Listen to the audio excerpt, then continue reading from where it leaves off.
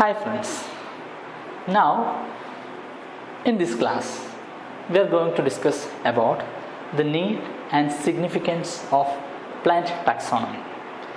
We have been hearing taxonomists are doing exploratory works in the plants and animals, etc. But the real importance of this kind of exploration and the importance and the weight of taxonomist work has not been well projected. So in this class, I am trying to depict how taxonomy as a field, as well as how the taxonomy, especially plant taxonomy, is important in the biological field. So let's move on.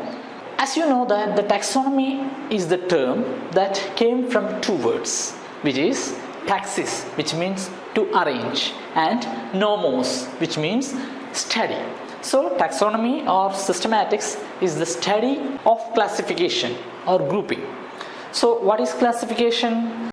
Classification is grouping based on certain parameters, or it is just making things into separate groups by different parameters. So the classification is actually hardware to our brain. According to a famous quote by Tyndall Hopwood, the urge to classify things is a fundamental human instinct, just like predisposition to sin. It accompanies us into this world at birth and stays with us to the end. You might have understood what I am trying to focus it. Our brain works through taxonomy. Our brain works through classification. We do classification, everything we see before us. Even a small kid, if we are giving him different toys or different things, if we ask him to arrange according to some criteria, he will do classification without any coaching or training, even without know that is classification. So our brain works through classification. We classify everything before us. Everything that comes before us we used to analyze by using classification, because our brain is trained to see a pattern. So if we three like things together, we will group into these like things and make into a classification group. So these patterns we understand, and our brain focuses these patterns, and then it will arrange according to these patterns into different groups. So if there is too much of anything, our brain will do the classification, and we will try to understand it through classification. And in that sense, classification is inherent. Classification is there. Even when you are born, till you are going to the grave, classification or the urge to classify things are within us. If we go back to our ancient times, like folk taxonomy, there the classification is actually based on different use value. Our ancestors used to do classification based on the edible nature of certain things, if it is edible or not, if it is poisonous, based on color, in some cases based on certain visible traits. So this kind of classification was there. So without this kind of classification, our primitive ancient man could not survive, because they need to classify different things. Then only they know that these such things are edible or such things are poisonous, etc. There too there is a classification. When we come into plant taxonomy, we used to say that there are different pillars of plant taxonomy. What are the pillars of plant taxonomy? The first one is identification, then classification, finally nomenclature. These are all the three core pillars of taxonomy. So identification means if we are coming across a new plant, a particular organism, we are trying to identify which organism, which plant it is. That is the trait of, or that is the step of identification. Then according to the current knowledge, we are trying to classify that into a particular system. If we are assorting that thing into a particular box, that is called classification. Then comes nomenclature. If there is a name already assigned to that particular system, assigning to that particular name. If there is no name, what we will do? We will give that particular organism a new name. That is the nomenclature. After the revolutionary ideology by Charles Darwin, the evolutionary idea. After the evolutionary theory, there is a fourth pillar of taxonomy called phylogeny. So in phylogeny, the whole picture has been reconstituted together to understand how evolution is going to work. So another role of taxonomist is to understand how evolution works or how evolution proceeds on different groups. we are coming to the core concept, the importance of plant taxonomy. Plant taxonomy is really important in various vistas of biology. We will start that particular point with a beautiful quote by the famous taxonomist from Kerala, Dr. V.V. Shivarajan. According to V.V. Shivarajan, taxonomy is regarded as the queen and servant of biology. The queen and servant of biology. Why it has been regarded as the queen and servant of biology? That's we are focusing here. It is queen because it is served by every other field of biology. Whatever developments we are producing in every other fields of biology, that ultimately enriches taxonomy.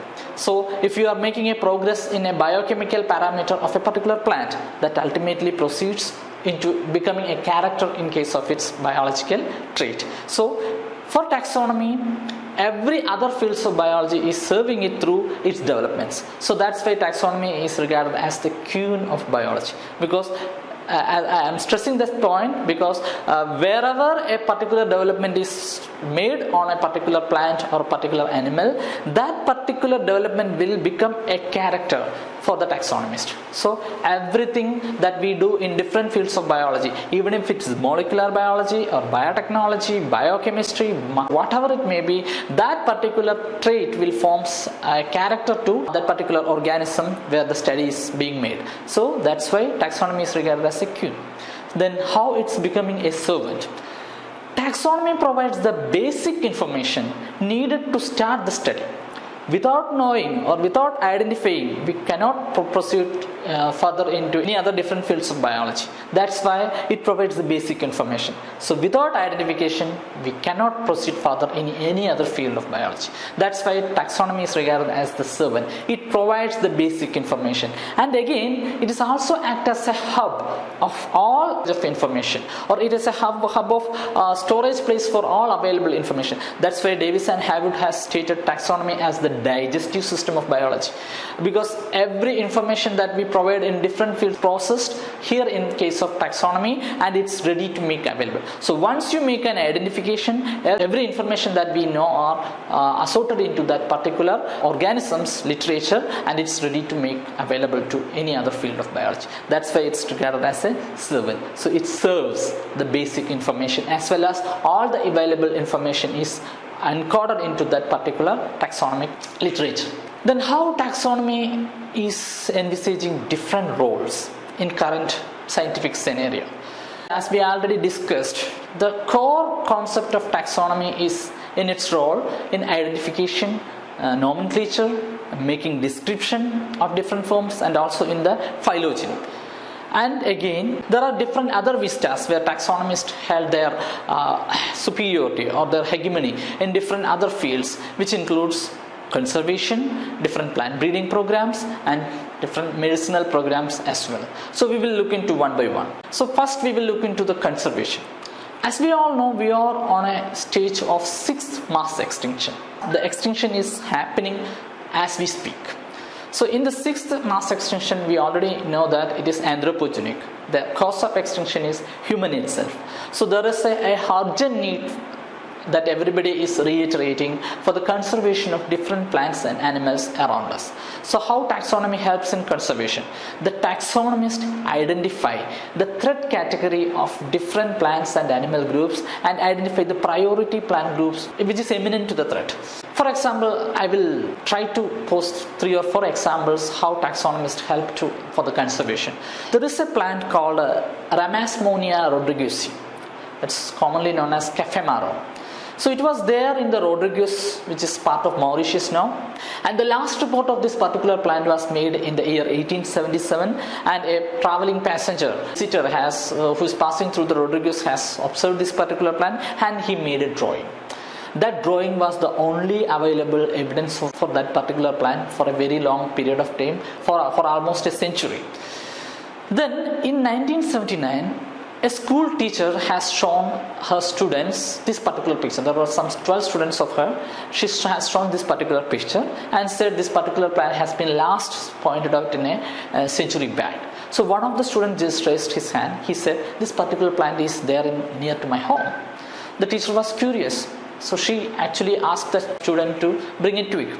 So the student bought the tool and she tried to identify, and to her surprise, that was Ramasmona rodriguesi.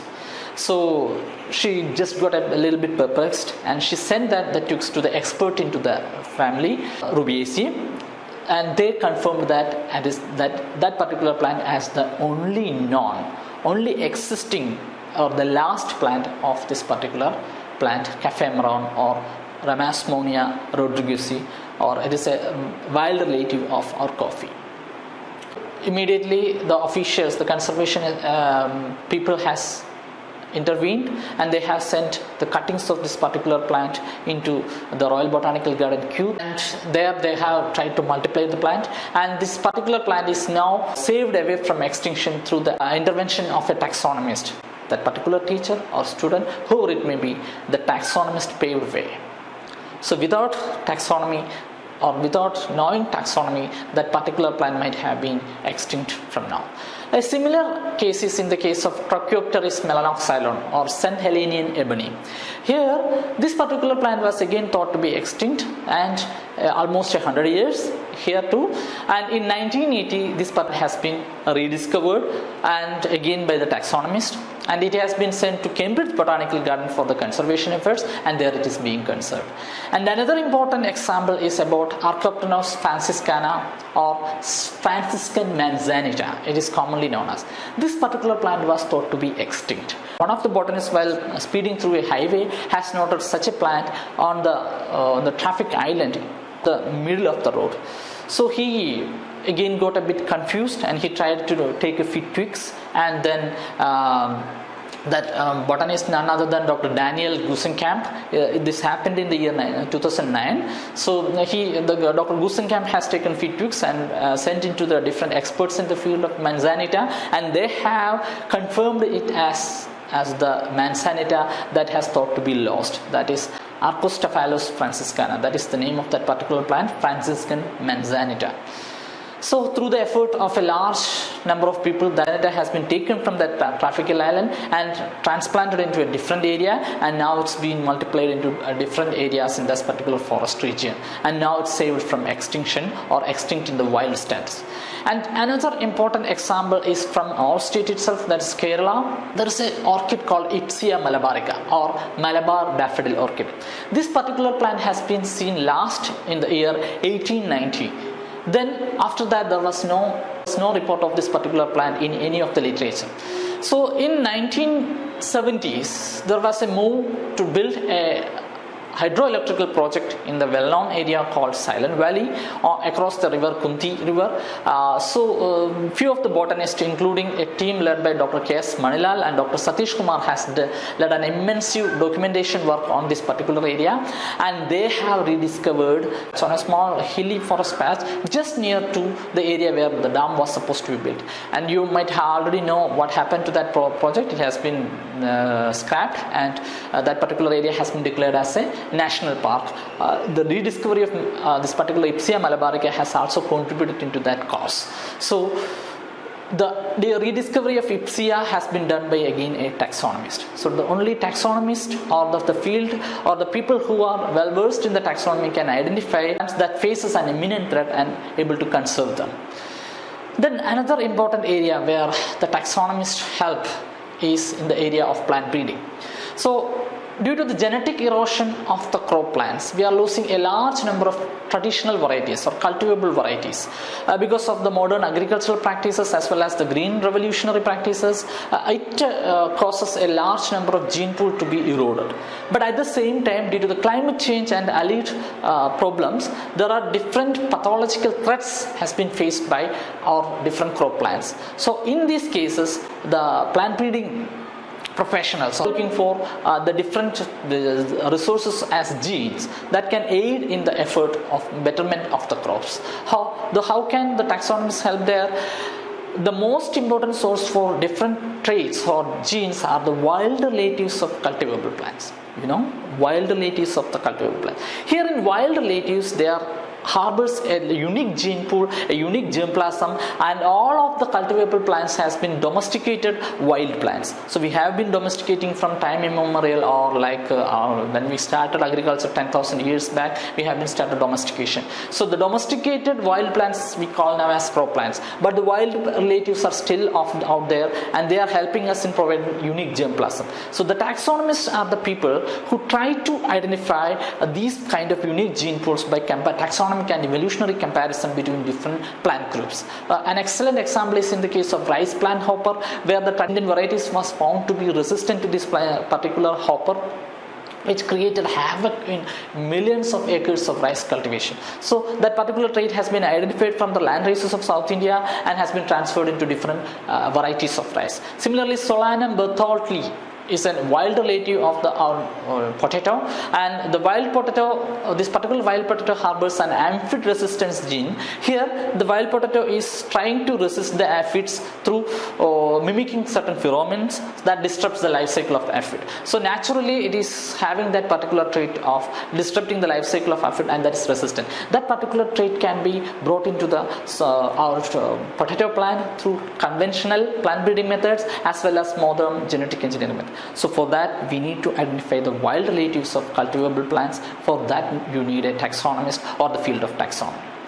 And there are few more examples, like the famous case of Saccharum officinarum and Saccharum spontaneum. Saccharum officinarum is our sugarcane, and there are few wild cousins of Saccharum officinarum growing out there called like Saccharum spontaneum. So in the early 1920s, the agricultural research station, sugarcane research station in the Coimbatore has made some specific hybrids between Saccharum spontaneum and Saccharum officinarum, and this new hybrid is able to withstand a large number of biotic stress, as well as it has very high biomass production.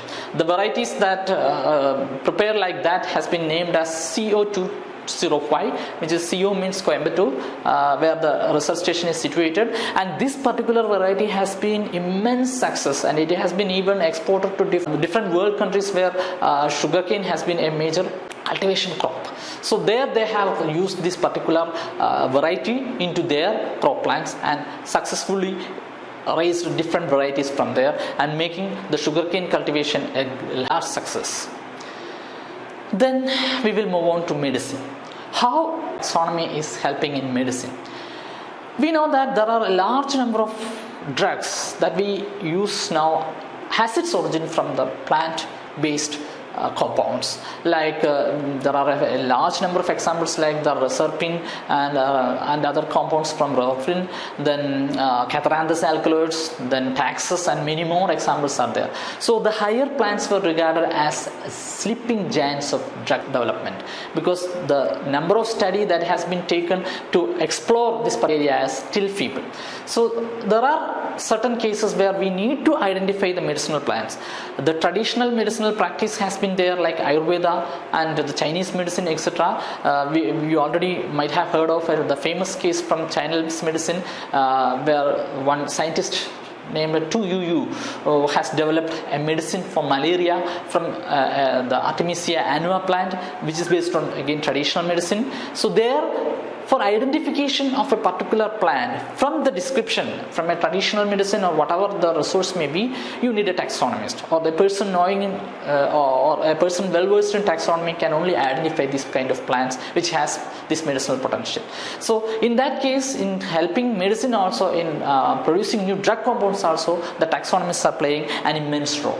To conclude, taxonomist or the field of taxonomy is regarding as a knowledge base. They are analyzing different plants or its description, its characteristics, and as well as after the whole thing is brought together into an ecological study or how a biota is formed, everything is analyzed at the final stage. So individual analysis stage or individual depiction of the each animals and plants, especially in case of plant groups, the individual analysis and the whole has been made from these individuals, like analyzing the biota diversity or the biodiversity of a particular area in a forest. For that we need a taxonomist. So it is taxonomic approach is an indispensable tool in depicting the details of a particular community in a biodiversity area or in an ecological study. Everywhere you can't simply discard or undermine the role of a taxonomist. So that's why again I reiterate the quote by V.B. Shivarajan: taxonomy is the queen and servant of biology.